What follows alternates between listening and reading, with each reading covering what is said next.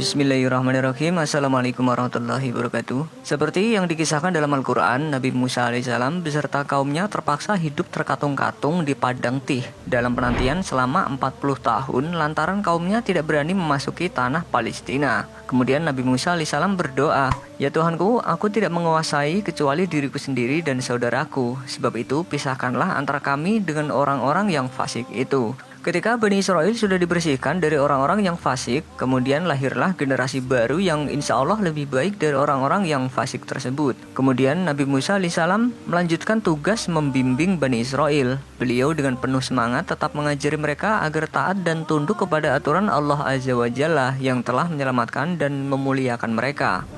Menjelang dekatnya ajal beliau, Allah Azza wa Jalla mengutus salah seorang hambanya yang mulia di kalangan para malaikat. Seorang malaikat yang menghancurkan semua kelezatan dan memutuskan semua kesenangan hidup. Makhluk suci ini diciptakan Allah Azza wa Jalla dari cahaya. Ya, dia adalah malaikat maut.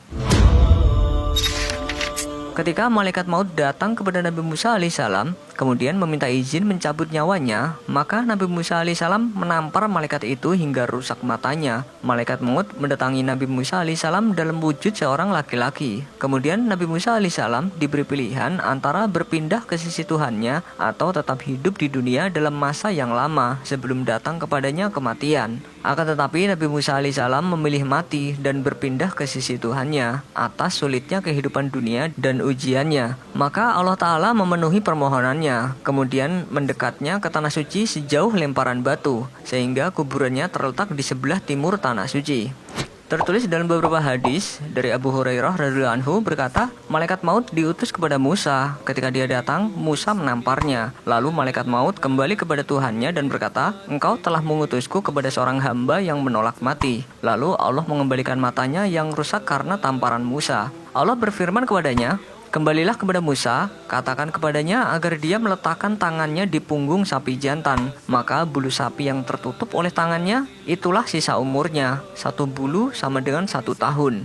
Nabi Musa alaihissalam berkata, "Ya Rabbi, apa setelah itu?" Malaikat menjawab, "Setelah itu adalah kematianmu." Nabi Musa alaihissalam berkata, "Sekarang aku pasrah." Maka Nabi Musa alaihissalam memohon kepada Allah agar didekatkan kepada tanah suci sejauh lemparan batu. Abu Hurairah berkata bahwa Rasulullah Shallallahu Alaihi Wasallam bersabda, "Seandainya aku di sana, niscaya aku tunjukkan kuburnya kepada kalian yang berada di sisi jalan di dataran berpasir merah yang bergelombang."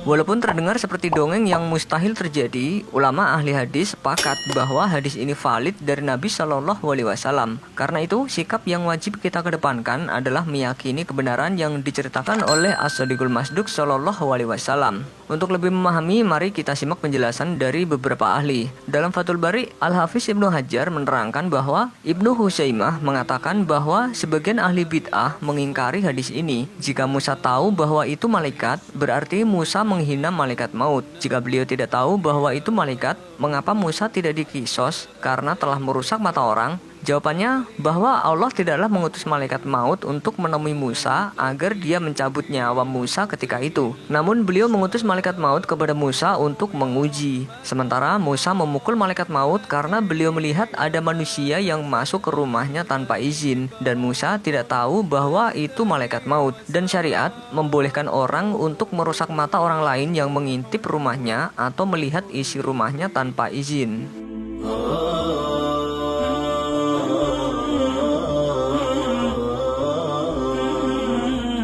Selanjutnya, Al-Hafiz Ibnu Hajar juga menjelaskan alasan lain untuk menjawab mengapa Nabi Musa alaihissalam memukul malaikat maut. Ulama lain mengatakan, Musa menampar malaikat maut karena beliau datang untuk mencabut nyawa Musa tanpa memberikan pilihan kepada Musa. Sebab disebutkan dalam riwayat yang sahih, para nabi tidak akan dicabut nyawanya sampai dia diberi kesempatan memilih untuk mati atau tetap hidup. Karena itu, ketika Musa diminta untuk memilih pada kesempatan yang kedua, beliau mau menerimanya. Selanjutnya Al-Imam Ibnu Hibban rahimahullah, yaitu murid dari Al-Imam Ibnu Huzaimah rahimahullah berkata, datangnya malaikat maut kepada Musa alaihissalam bukan dengan wujud yang biasa dikenal oleh Musa, sedangkan Musa adalah seorang nabi yang sangat kokoh dalam memegang agamanya. Maka ketika melihat di dalam rumahnya ada seorang laki-laki yang tidak dikenalinya dan menginginkan nyawanya, ia pun mengangkat tangannya lalu menampar malaikat tersebut. Tamparan Musa itu menjadikan mata malaikat itu buta dalam wujud jelmaannya, bukan dalam wujud asli yang Allah ciptakan. Berbeda dengan alasan yang disebutkan dengan An-Nawawi. Dalam syarah Sahih Muslim karyanya, beliau menyebutkan beberapa alasan mengapa Nabi Musa alaihissalam menampar malaikat maut hingga copot matanya. Tidak mustahil jika Musa alaihissalam telah mendapat izin dari Allah untuk melakukan tamparan ini, dan itu sebagai ujian bagi yang ditampar. Dan Allah Ta'ala melakukan apapun terhadap makhluknya sesuai yang Dia kehendaki, serta menguji mereka sesuai yang Dia inginkan. Rasulullah Shallallahu Alaihi Wasallam memberitakan kepada kita bahwa di antara kemuliaan para nabi di sisi Allah adalah bahwa mereka diberi pilihan menjelang kematian, antara hidup di dunia atau mati ke Rafiqil A'la. Dalam beberapa hadis sahih dari Aisyah bahwa Nabi Shallallahu Alaihi Wasallam juga diberi pilihan dan beliau memilih untuk kembali kepada Tuhannya.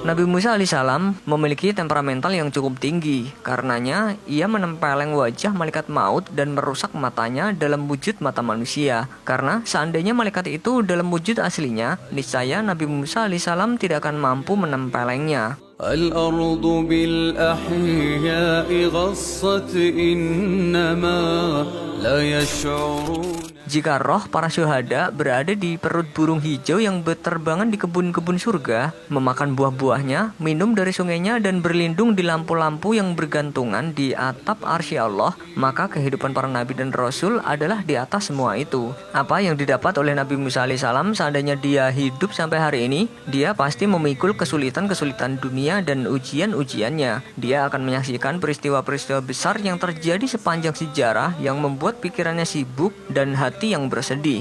Nabi Musa alaihissalam memohon kepada Allah Subhanahu wa taala pada waktu ruhnya dicabut agar didekatkan kepada tanah yang suci sejauh lemparan batu. Permintaan Nabi Musa alaihissalam ini adalah wujud kecintaannya kepada tanah suci yang tercokol di dalam jiwanya, sehingga dia meminta dikubur di perbatasannya atau dekat dengannya. Tetapi Nabi Musa alaihissalam tidak meminta kepada Allah agar mematikannya di tanah suci, karena dia mengetahui bahwa Allah mengharamkannya atas generasi di mana Nabi Musa alaihissalam berasal. Ini sebagai hukuman atas ketidaktaatan mereka kepada perintah Tuhan mereka agar masuk ke tanah suci seperti yang telah Allah tulis untuk mereka.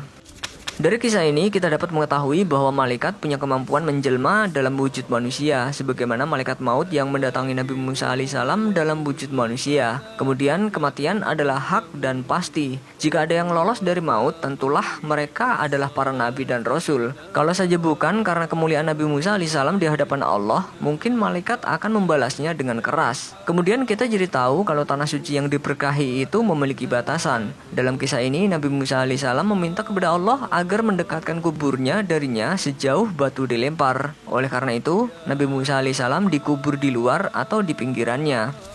Berita ini adalah perkara gaib yang disampaikan oleh Nabi Muhammad SAW, sehingga bukan hak kita untuk menanyakan bagaimana dan mengapanya. Lebih lagi, beliau SAW adalah orang yang jujur lagi dibenarkan. Beliau SAW tidak berbicara kecuali dengan wahyu yang diturunkan kepada beliau. Wallahu a'lam bishawab. Wassalamualaikum warahmatullahi wabarakatuh.